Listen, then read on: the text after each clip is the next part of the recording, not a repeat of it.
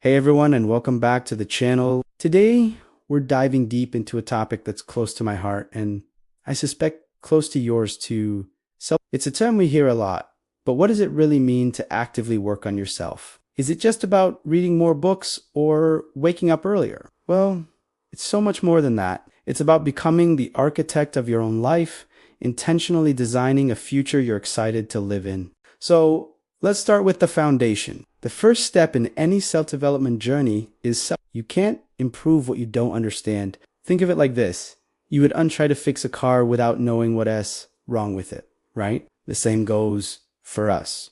We need to take a genuine, honest look at ourselves. What are our strengths? What makes us feel alive and energized? And on the flip side, what are our weaknesses? What are the patterns or habits that hold us back? This isn't about judging yourself harshly. It's about gathering data.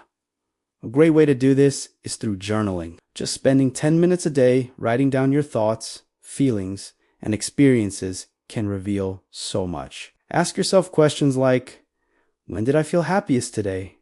When did I feel frustrated? What triggered that feeling? Over time, you'll start to see patterns you never noticed before. Once you have a better sense of who you are, the next step is to define what you want. What does your ideal life look like? And really look like, don't just say, I want to be successful, get specific.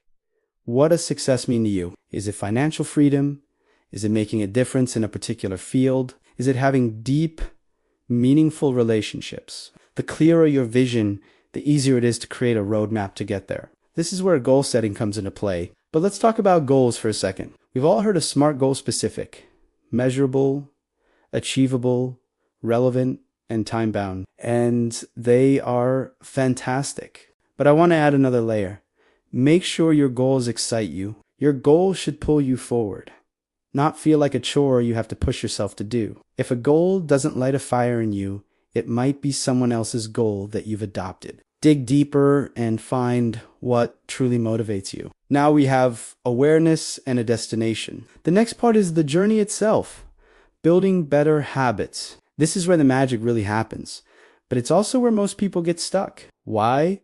Because we try to change everything at once. We decide on January 1st that we're going to wake up at 5 a.m., work out for an hour, meditate, journal, eat a perfect diet, and learn a new language, all at the same time. By January 15th, we're exhausted and back to our old ways. The secret to lasting change is to start small, incredibly small. This is the concept of atomic habits.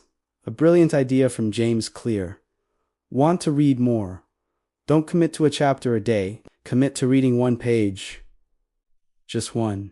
Want to start meditating. Don't aim for 20 minutes. Aim for 1 minute. The goal isn't to make a massive change overnight. The goal is to make the new habit so easy to do that you can't say no. You build momentum, and that one page becomes 2, then 10. Then a chapter. That 1 minute of meditation becomes 5, then 10. It's about consistency over intensity. An essential part of this process is embracing a growth mindset. This concept, popularized by psychologist Carol Dweck, it's the belief that your abilities and intelligence can be developed through dedication and hard work. It's the opposite of a fixed mindset, which is the belief that your qualities are set in stone. When you have a growth mindset, challenges are no longer scary obstacles. They become opportunities to learn and grow. Failure isn't a verdict on your worth. It's a stepping stone. It's feedback. When you try something and it doesn't work, you don't say, I'm a failure. You say, that approach didn't work. What can I learn from this? And what can I try next? This shift in perspective is liberating. It allows you to take risks, to step outside your comfort zone, and to be resilient in the face of setbacks, which are an inevitable part of any meaningful journey. Let us also talk about the fuel for this journey, taking care of your physical and mental well-being. You can have the best plans and the strongest mindset, but if you're running on empty, you won't get very far. Self-development isn't just about mental and productive pursuits. It's holistic. This means prioritizing sleep.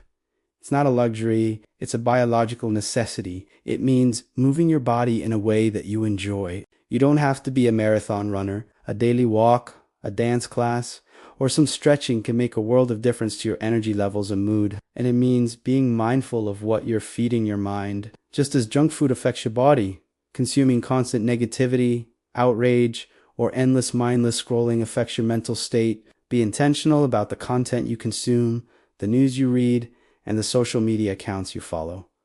Your mental space is precious. Protect it. And please remember, if you ever feel like you're struggling with your mental health, reaching out for help is a sign of incredible strength, not weakness. There are therapists, counselors, and support groups who can provide the tools and guidance you need. It's one of the most powerful acts of self-development you can undertake. Another powerful tool in your arsenal is the people you surround yourself with. Jim Rohn famously said that you are the average of the 5 people you spend the most time with. Think about that for a moment. Do the people in your inner circle lift you up? Do they challenge you to be better?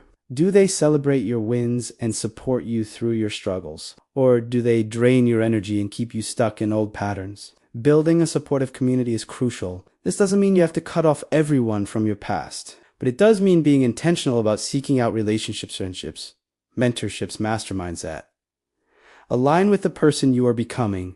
Find people who are on a similar path and you can grow together, holding each other accountable and inspiring one another. One of the biggest obstacles you'll face on this journey is perfectionism. The desire to get everything right can be we wait for the perfect time to start, the perfect plan, the perfect conditions, but the perfect time is now. Done is better than perfect. The first draft of your novel will be messy. Your first workout will be clumsy. Your first attempt at a new skill will be awkward. And that's okay. That's how it's supposed to be. The goal is progress, not perfection. Embrace the messiness of the learning process. Give yourself permission to be a beginner. Celebrate the effort, not just the outcome. Every single expert was once a beginner who refused to give up. Finally, remember that self-development is not a destination. It's a lifelong journey. There's no finish line where you suddenly become developed. It's a continuous process of learning, evolving, and rediscovering yourself. There will be seasons of rapid growth and seasons of quiet reflection and maintenance. Both are equally important. Be patient with yourself. Be kind to yourself. The fact that you're even watching a video like this shows you have the desire to grow, and that is the most important ingredient. You've already taken the first step. So, to recap, start with self-awareness to understand your starting point. Define a clear and exciting vision for your future. Build small, consistent habits that you can stick with. Cultivate a growth mindset to turn challenges into opportunities. Fuel your journey by prioritizing your physical and mental health. Surround yourself with people who inspire you and let go of perfectionism to embrace progress. This journey is yours and yours alone. It will be unique, challenging, and incredibly rewarding. You have the power within you to create a life that you are truly proud of and excited to live every single day. Start small, start today, and just keep going. Thank you so much for spending this time with me today. If you found this helpful, I'd love it if you hit that like button and subscribe for more content on living an intentional life. Let me know in the comments which part of the self-development journey you're focusing on right now. I read every single one. Thanks again, and I'll see you in the next video.